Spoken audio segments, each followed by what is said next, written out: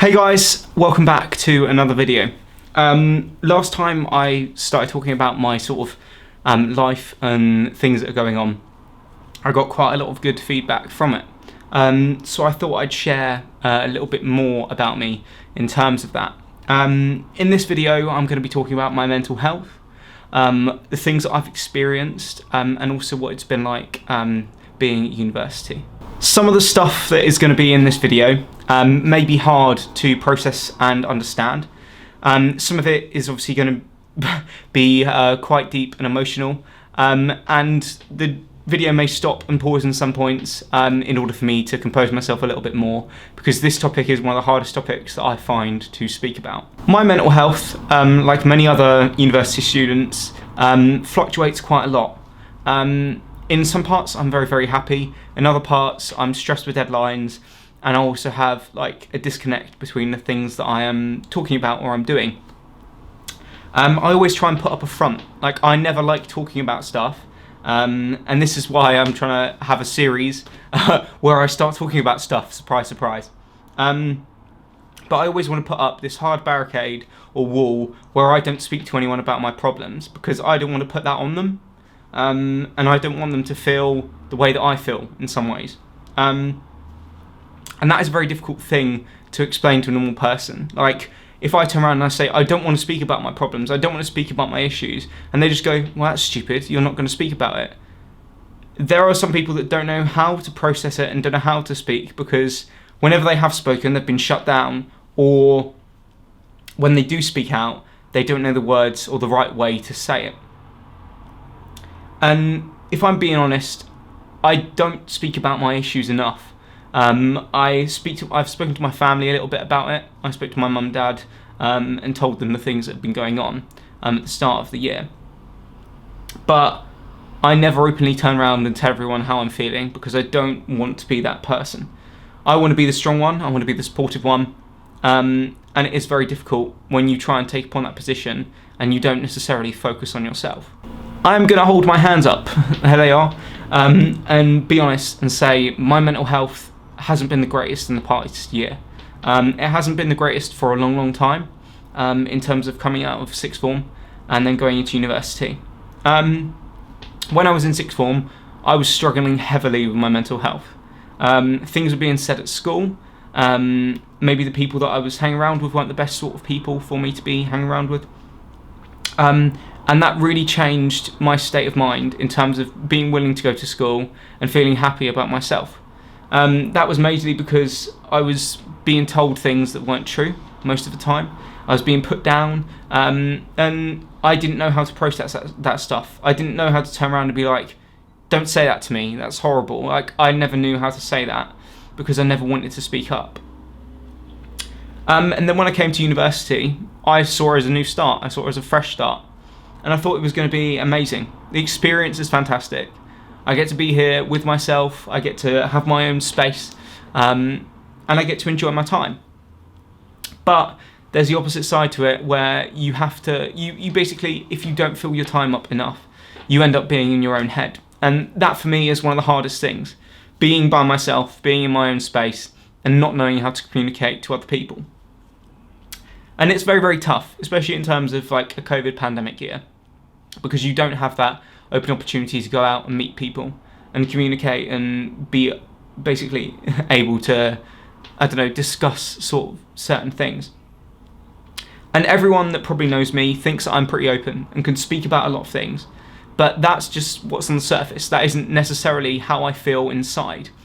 And I never show how I feel inside because I never have the emotional intent, or I don't want to hurt people with what I say.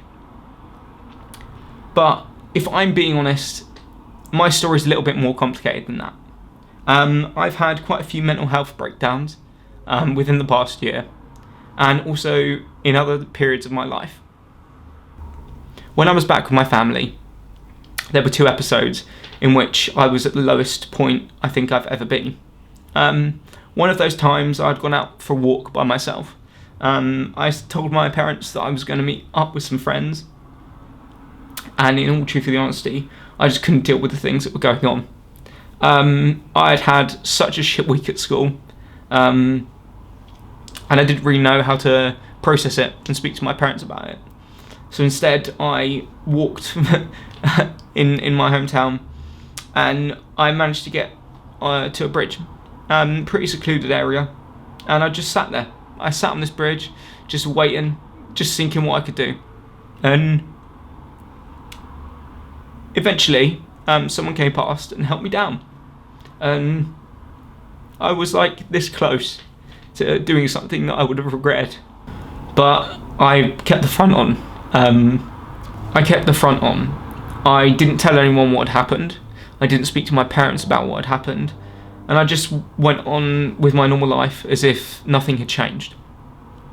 And that's not how I should have approached it. I should have turned around, got help straight away. I should have reached out and spoken to someone, but I'm not that sort of person, and I never have been, because I never want to put those pressures on someone else. The second time that I had a mental health breakdown whilst being at home was off the back of a comment that had been said. And I don't really want to get into what had been said or what had gone on, but I got to a point where I was so low, I thought the only option was to hurt myself. And self-harm is a very contentious sort of subject to talk about, because you can self-harm in many, many different ways. I don't always hurt myself. I've had an issue with it in the past, of like dealing with the pain in an appropriate way. And I got to the point where I thought that it was a good idea to hurt myself to the point of not being here anymore. And thank God I didn't do that either. I was lucky. What I tried using, it was blunt and didn't hurt me enough. And I managed to progress away from that and hide it and bury it again. And that stuck with me and still does to this day. It's very difficult to make these sort of videos, as you can see. But I just want to let people know what's out there. After my whole sort of life at home and the things that had gone on at home, I came to here, university, and I had an amazing time. I was enjoying myself. I was basically the happiest that I thought I was.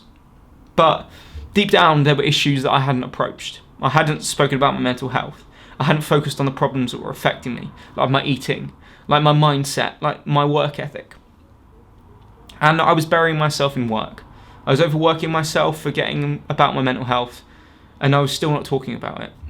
And there were a couple of points at university where I got overwhelmed again. And I got to the point where I was so low. And there's no way in which to express it. And it's very hard to express it.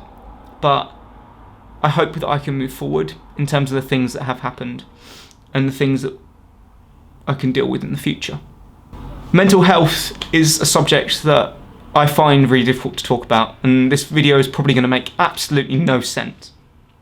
But I want it to be known that people may be strong on the surface, and they may look fantastic, and they may be like lovely people to talk to, but not all people are strong. There is stuff going on, and if you just turn around and ask them, "Are you okay? Do you want to talk about something?" that can change their day. It can make their day, and it can really affect them in a positive way. I try and seek to do that. I try and help people, and that's what I struggle with as well. Focusing on other people before I focus on myself. I will opt to try and help people. I will opt to give people the best amount of support I can, but neglecting my own mental health and not focusing on the things that I so desperately needed to do. And with this, I want to say, if anyone ever needs to speak, please do. Speak to your loved ones, speak to someone on the phone, speak to Samaritans, speak to Mind. Anything that could help you with your current situation that you're facing, please do it. When I had tried doing it at one point, I had obviously told someone further down the line. They said, "Well, why didn't you carry on? Why didn't you go and speak to someone?" And it's difficult. It's very, very difficult. But sharing stories like this let it off my shoulders a little bit more. I thank you for listening to this, and I hope that if you do need help, you are willing to reach out and support people. Thank you.